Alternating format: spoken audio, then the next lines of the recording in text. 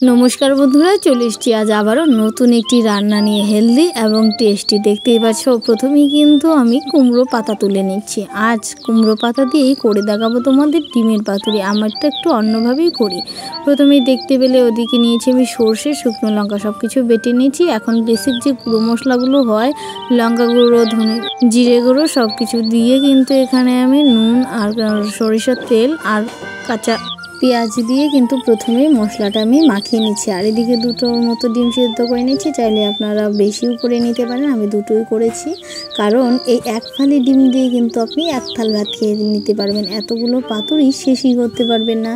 তারপর দেখতেই পাচ্ছ পাতাগুলো ধুয়ে নিয়ে এখানে কিন্তু প্রথমে দিয়েছি আমি সেই মশলাটা দিয়ে উপরে ডিম দিয়ে আবার উপর থেকে মশলা ছড়িয়ে দিলাম। তারপর এরকম করে একটু মুড়িয়ে নেবেন যেন ভিতর থেকে না বেরিয়ে আসে। শেপটা আপনাদের নিজস্ব মতে দিয়ে দেবেন। আমারটা দেখতে খুব একটি গোল হয়নি, মানে চারকোনা হয়নি। যাই হোক, স্বাদটাই হচ্ছে মেন, দেখতে যেরকমই হোক। তারপর আর কি কড়াতে দিকে সরিষার তেল নিয়ে ভেজে নিতে হবে। হ্যাঁ, রান্নাটি সরিষার তেলে করবেন, দেখবেন স্বাদটা অনেক গুণে বেড়ে যাচ্ছে।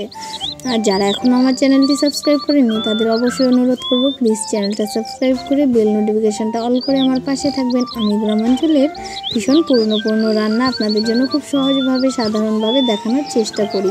দেখতে পাচ্ছেন একটু ঢাকা দিয়ে রান্নাটা করে নিলাম। এতে একদম সুন্দর সেদ্ধ হয়ে গেছে পাতাগুলো। আর দেখতেই পাচ্ছ আমার কিন্তু ভাজা অলমোস্ট হয়েই গেছে। তো রান্নাটি কেমন লেগেছে অবশ্যই জানিও। খেতে হয়েছিল অসাধারণ।